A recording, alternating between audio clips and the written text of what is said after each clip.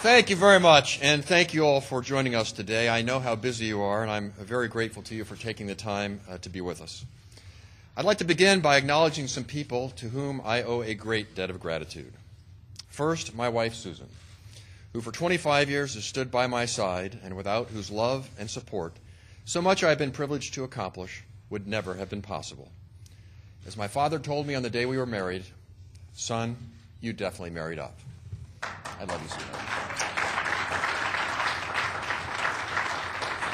Second, my wonderful boys, Bo and Nick, who I love so much and of whom I am so proud. Being their father is the most important job I will ever have.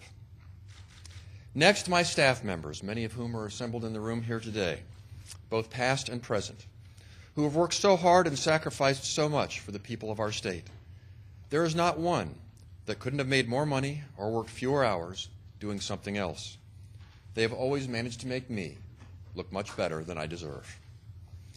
Most importantly, I am grateful to the people of Indiana, who for almost a quarter century have placed their trust and welfare in my hands. No one could ask for a better boss or a greater honor. I was raised in a family that believes that public service is the highest calling in the church. That what matters is not what you take from life, but what you give back. I believe that still. For almost all of my adult life, I've been privileged to serve the people of Indiana in elective office. As Secretary of State, I worked to reform our election laws to ensure that every vote counts. I cast the deciding vote in the closest congressional race in the nation for a member of the other political party because I believed that he had legitimately won the election. As governor, I work with an outstanding team to balance the budget, cut taxes, leave the largest surplus in state history, create the most new jobs during any 8-year period, increase funding for schools every year, make college more affordable, and reform welfare to emphasize work. We raised water quality standards, created more new state parks than at any time since the 1930s, and raised the penalties for violent crime. In the Senate, I have continued to fight for the best interests of our state. I've worked with Hoosier workers and businesses, large and small, in the defense sector, the life sciences, the medical device industry, autos, steel, recreational vehicle manufacturing, and many, many more to save and create new jobs. Since 9/11, I've fought to make our nation safe with a national security policy that is both tough and smart. I've championed the cause of our soldiers to make sure they have the equipment they need in battle and the health care they deserve when they return home. I have often been a lonely voice for balancing the budget and restraining spending. I've worked with Democrats, Republicans, and independents alike to do the nation's business in a way that is civil and constructive. I'm fortunate to have good friends on both sides of the aisle, something that's much too rare in Washington today. After all of these years, my passion for service to our fellow citizens is undiminished, but my desire to do so by serving in Congress has waned. For some time, I've had a growing conviction that Congress is not operating as it should. There is much too much partisanship and not enough progress, too much narrow ideology and not enough practical problem solving. Even at a time of enormous national challenge, the people's business is not getting done. Examples of this are legion, but 2 recent ones will suffice. 2 weeks ago, the Senate voted down a bipartisan commission to deal with one of the greatest threats facing our nation, our exploding deficits and debt. The measure would have passed, but 7 members who endorsed the idea actually co-sponsored the legislation, instead voted no for short-term political reasons. Just last week, a major piece of legislation to create new jobs, our nation's a top priority today, fell apart amidst complaints from both the left and the right. All of this and much more has led me to believe that there are better ways to serve my fellow citizens, my beloved state, and our nation than continued service in Congress. To put it in words I think most people can understand, I love working for the people of Indiana. I love helping our citizens make the most of their lives, but I do not love Congress. I will not, therefore, be a candidate for re-election to the United States Senate this November. My decision should not be interpreted for more than it is, a very difficult, deeply personal one. I'm an executive at heart. I value my independence. I am not motivated by strident partisanship or ideology.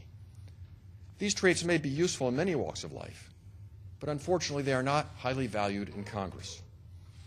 My decision should not reflect adversely upon my colleagues who continue to serve in the Senate.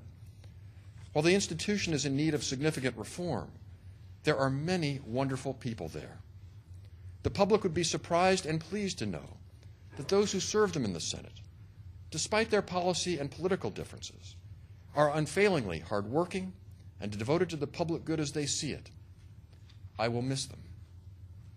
I particularly value my relationship with Senator Dick Lugar, and have often felt that if all senators could have the cooperative relationship we enjoy, the institution would be a better place. My decision should not reflect adversely upon our president.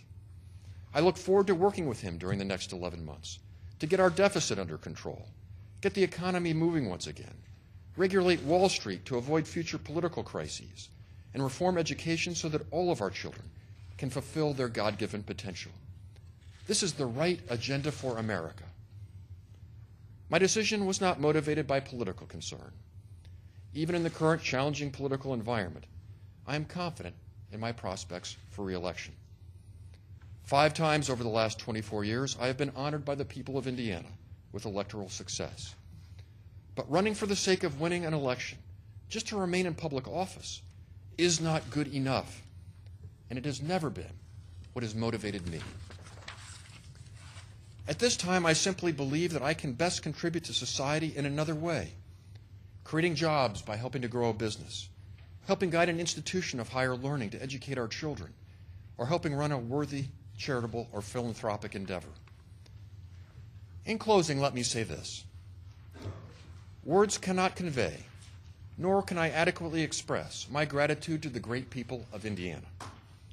I will never forget those I have been privileged to serve, and those who have so kindly supported me.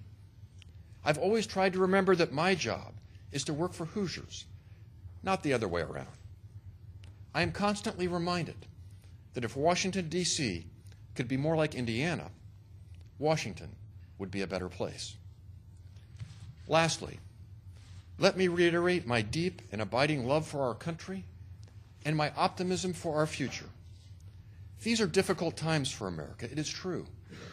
But we have seen difficult days before, and we will see better days to come. With all of our faults, we are an exceptional nation. I look forward to continuing to do my part, to meet the challenges we face as a private citizen, to work for solutions, not slogans, progress, not politics, so that our generation can do what Americans have always done, convey to our children an America that is stronger, more prosperous, more decent, and more just. Thank you all again. May God bless you all.